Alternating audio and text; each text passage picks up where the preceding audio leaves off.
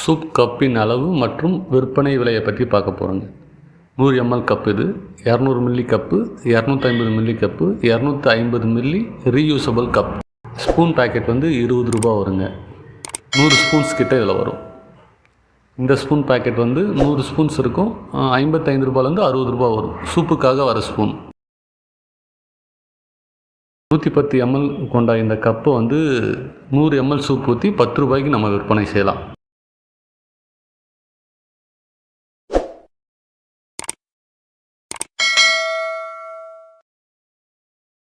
இரநூறு milli cup 180 milli ஊற்றி 15 ரூபாலேருந்து நீங்கள் 20 ரூபா விற்பனை செய்ய முடியும்.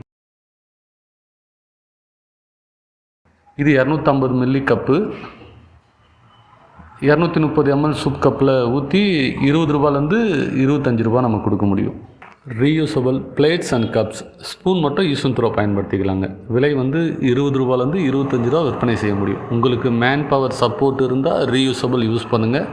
இல்லாத பட்சத்தில் நீங்கள் யூஸ் அண்ட் த்ரோ யூஸ் பண்ணுறது தான் உங்களுக்கு வேலை மிச்சம்.